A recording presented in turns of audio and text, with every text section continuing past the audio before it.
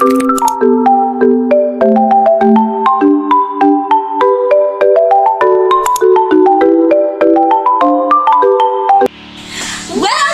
to Visayas region! Visayas is the middle of Luzon and Mindanao. It is the smallest among the three since it only encompasses all 3 regions out of 16.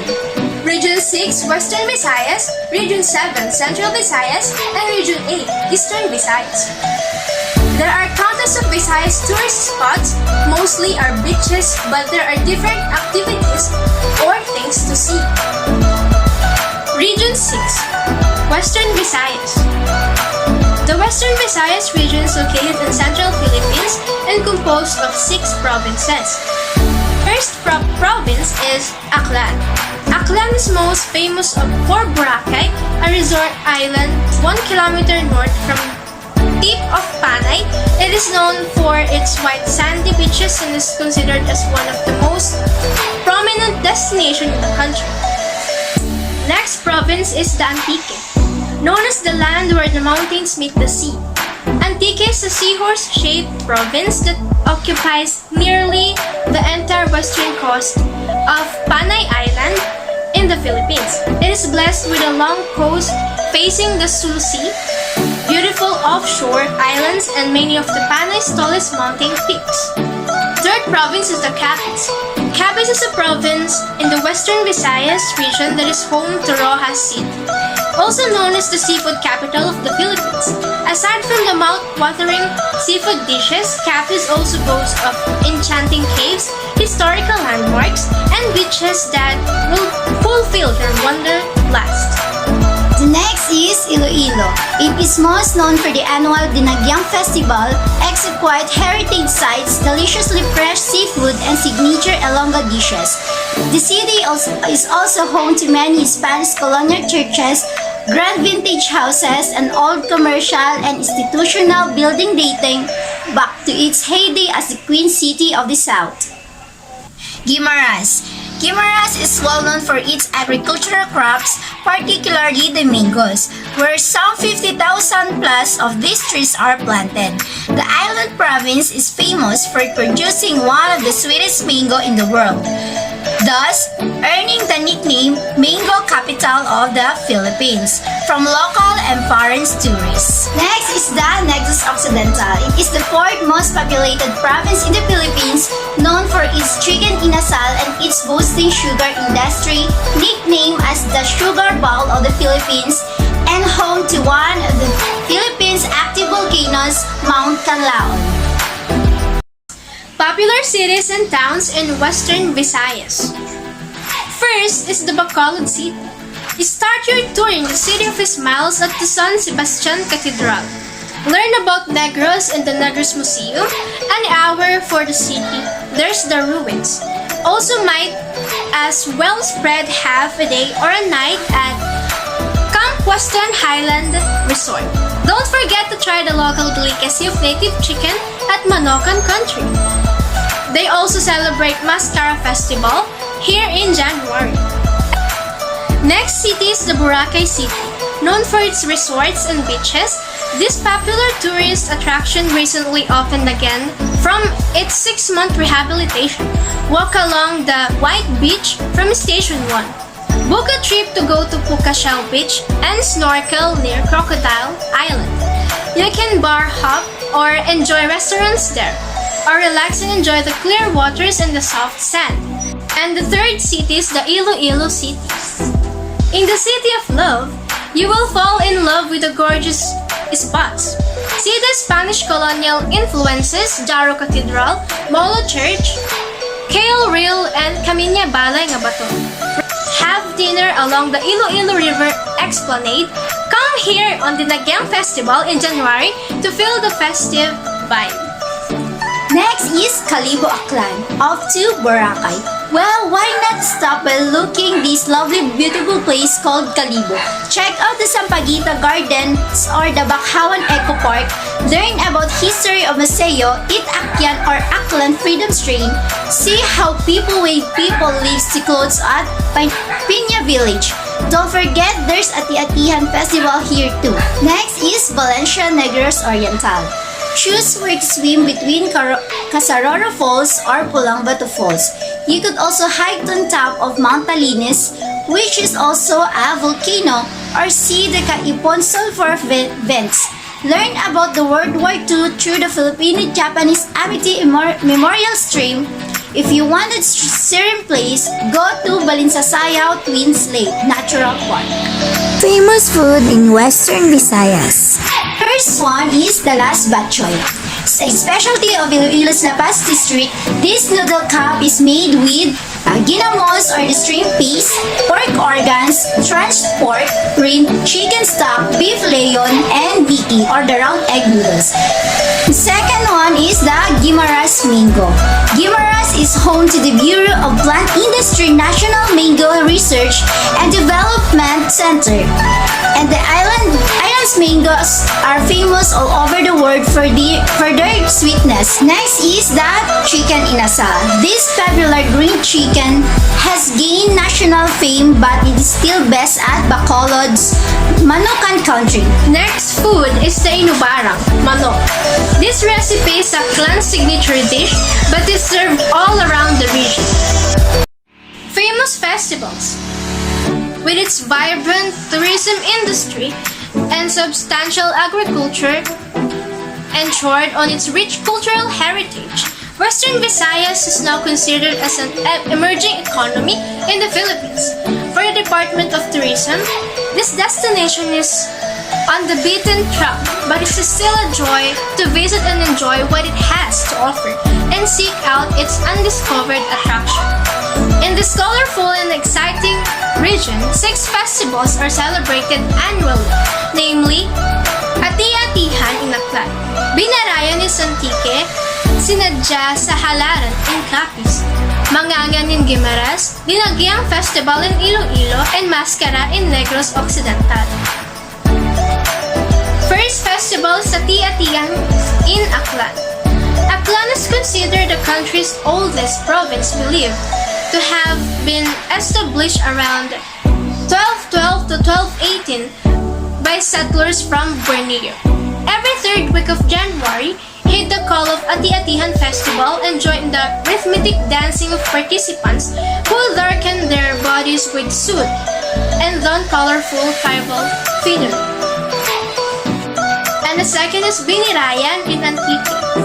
Antique is home to the Binirayan Festival, which commemorates the landing of Bornean Datus led by Datu Puti and Datu Sumakwel during the 13th century.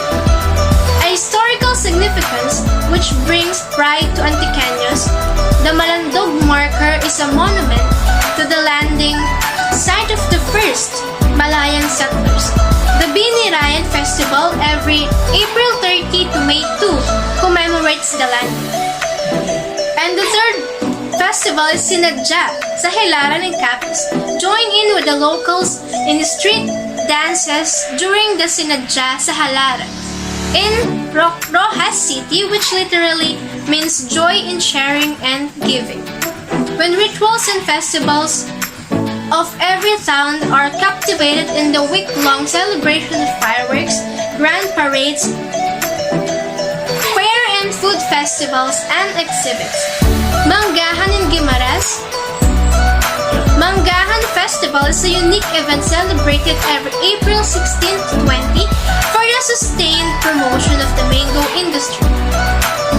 The festival culminates in a grand showcase of cultural festivals in an apparent bid to show the world that there is more to the province than its sweet, fiber, and pest-free mangoes.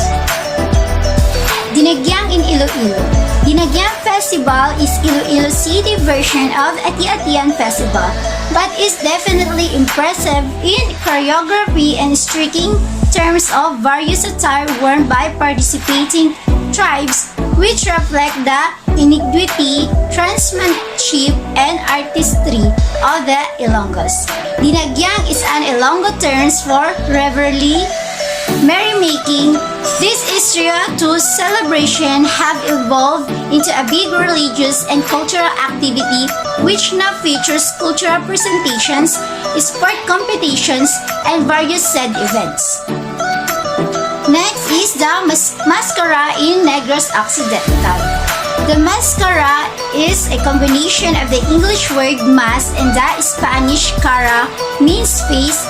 The festival, which depicts the steadfast character of the Negrenses, is held every third weekend of October up to October 19, when the city of Bacolod celebrates its charter anniversary. Region 7 Central Visayas. Provinces and cities of Central Visayas.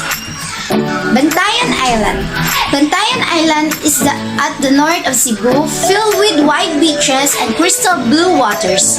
Try sunbathing at Cota Beach or Island Hop to Virgin Island and Hintalantagan Island. Take a walk around Oboog Mangrove Eco Park and see one of the oldest churches at St. Peter and Paul Church. Bohol. Though Bohol is a province, well count is as one, as you can easily tour around this island in a day or two. The most important things to see is the famous chocolate hills and the cute tarsiers. You can take lunch while on the Lobok River cruise. Check out the stalactites and stalagmites in the Hindagadan Cave. Afterward, unwind in Banglao Island or the Alona Beach. Camotes Island. Camotes is a group of islands in the Camotes Sea known as the Los Horizon of the South. You can release the crystal blue waters of Santiago White Beach or Magudlong Rock, both around Lake Danao. Explore Bukilot Cave or Paraiso Cave. Cebu City, the Queen City of the South, is the center of Visayas. It started the first symbol of Christianity in the country at Magellan's Cross, and see the renowned Basilica Minor del Santo Niño de Cebu. Near there, you could also visit Cebu Metropolitan Cathedral, the Eldest Street, Colony Street, museums, and a fort. If you want to see the view of the city, might as well pay a visit to top of Cebu and many flowers gardens near there. Try visiting in January as one of the biggest festival of the country. Sinulog Festival on the third week. Mactan. Lapu-Lapu City is also known as the historic resort city. Why? It's historical because this is where the Ferdinand Magellan was killed by the first Filipino hero, Lapu-Lapu. Check out Mactan's shrine to know more. It is also a resort city because the beaches are gorgeous and wide. You can also book an island hopping. A favorite is at Alonga Fish Sanctuary, where you can snorkel to say hi to the fishermen. Alonga City is a boat ride away too, and you can watch emigrating birds and Alonga Bird Sanctuary. Siquijor. Siquijor is another province filled with pristine beaches and beautiful waterfalls. Swim in the Sambuhagay Falls or a Kapilay Hot Spring.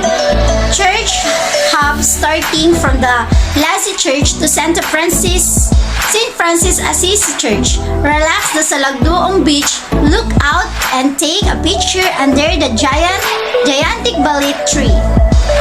South of Cebu. Book a trip to the south of Cebu. Start at Glorious and Simoy Stream, then see whale sharks and Oslob or maybe on Sumilon Island. Take a bath in Kawasan Falls and Camp Osmeña Peak. You can also dive at Malboal or relax at the beach there. The South Cebu has a lot of surprise. Famous foods in Central Visayas. Binangkal is a traditional Filipino donuts-like snacks originating from island of Visayas and Mindanao. Next is the shakoy, also known as lubid-lubid or biko-biko. Rosquillo, it is a Filipino cookie that was invented by Margarita Frasco in Cebu in 1907. Region 8, Eastern Visayas. The region consists of 6 provinces. First is the Leyte. The island of Leyte is known as Tendaya during the 16th century. Leyte is also known as the site of the largest naval battle in modern history, the Battle of Leyte Gulf, which took place during the Second World War. Second is the Biliran.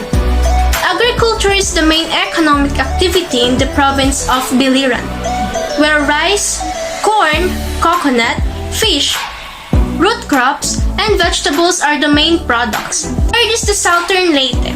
Southern Leyte forms an important part of the inter-island transportation system of the country, with ferries transporting people and goods between Lilwan and Surigao del Norte in Mindanao. The province is well known for its quality abaca products and is the country's major producer of abaca fiber.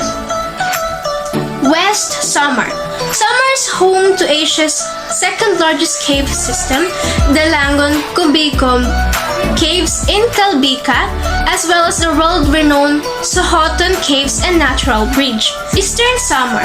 Eastern Samar is famous in Philippine history in Homonhon Island off the coast of Guwan, the province's southernmost town, facing both the Pacific Ocean and the Leyte Gulf, where Magellan first landed.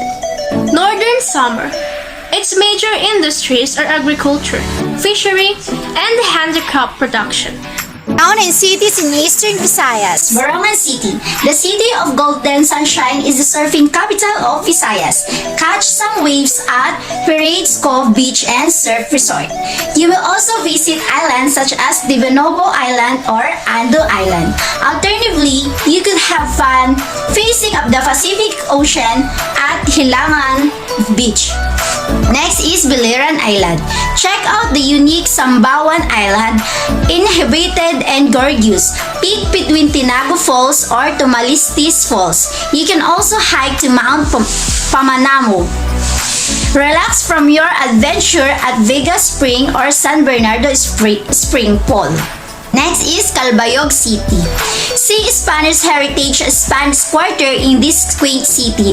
Try to zipline to Malajog Ridge Teacher Park or just kayak to the beach. Peak between Bangon Falls or Tarangban Falls or enjoy the serenity of Balongtong River Cruise. Don't forget to go to Our Lady of the Holy Rosary Grotto. Next is the Limasawa. Limasawan Island is the historic town since it was the first Christian Mass was celebrated in the Philippines. See the first Mass shrine. You could also climb to to see the Magellan's Cross, relax the Dakdak Beach, and don't forget to go to the Limawasan Lagaon. Palompon Leyte. Palompon is known for the famous Kalangaman Island, a sandbar surrounded by the clear blue water. While here, you might want to try going to an Adventure and Liberty Ecotourism Park and hike to Masaba Falls. Check out sunset from Lantau. If you have spare time, hire a motorcycle and find peace and at Paraiso. Famous foods in Eastern Visayas. Binagol from Eastern Samar. Binagol is pronounced with a longer stress on the A. Binagol is made of a root crop named Talyan, coconut milk and sugar. Tampis is a sweet coconut treat sprinkled with a white sugar. Next is the Moron from Eastern Samar. Moron is pronounced like a moron. Moron is like the regular suman but the rice is cooked in coconut milk and mixed with a bit of cocoa. Next is the Suman Biliran from Biliran. The tasty suman of never different flavors like the tinabiran, a combination of white and brown glutinous rice. Plain white suman and mango caramel are emerging nowadays. Almost all over Visayas, there are not only pristine beach and gorgeous islands, but much history too. Filipinos are friendly. I hope you make a friend who teaches you some Visayan words and help you in your adventure. Come now and visit these Visayas tourist spots. We hope that at least you go to 1 out of 20 best cities in Visayas within a year. Remember, it's more fun in the Philippines.